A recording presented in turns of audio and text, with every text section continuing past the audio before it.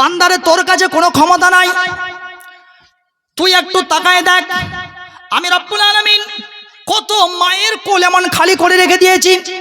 আজকে তাদের বিয়ে হওয়া 20 বছর 30 বছর 40 বছর হয়ে গেল, মায়ের কোলটাকে খালি করে রেখে দিয়েছি। বান্দা তোকে মেয়ে দিলাম, শুকরিয়া আমি রব্বুল আলামিনের করিবি রে বান্দা। কত 20 বছর সংসার ও কত মা বন্ধের হয়ে গেল, তাদের কোলটাকে আমি রব্বুল আলামিন খালি করে রেখে দিয়েছি। সুতরাং সন্তান আমি দিব, ছেলে দিব, মেয়ে দিব, তার দায়িত্ব আমার।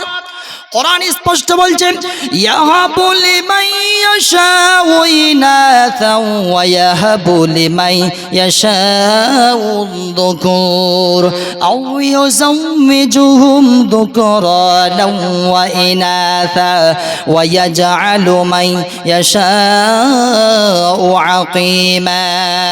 আল্লাহ পাক বলেন আমি রব্বুল আলামিন যাকে ইচ্ছা আমি আল্লাহ তাআলা তাকে ছেলে দান করি, আর আমি রব্বুল আলামিন যার প্রতি ইচ্ছা হয় তাকে আমি মেয়ে দান করি, যার প্রতি ইচ্ছা হয় তাকে ছেলেও দিই মেয়েও দিই, আবার যার প্রতি আমি রব্বুল আলামিন ইচ্ছা হয় না তাকে আমি ছেলেও দিই না মেয়েও দিই না, হিজড়া বানায় রেখে দিই, বাঁশ বানায় রেখে দিয়েছি। কোনো ছেলে কোনো মেয়ে আমি রব্বুল আলামিন দিই না। এটা হচ্ছে আমি রব্বুল আলামিনের কারিশমা। তোমার হাতে কিচ্ছু নাই, এটা সব কিছু আমি রব্বুল আলামিনের পাওয়ার।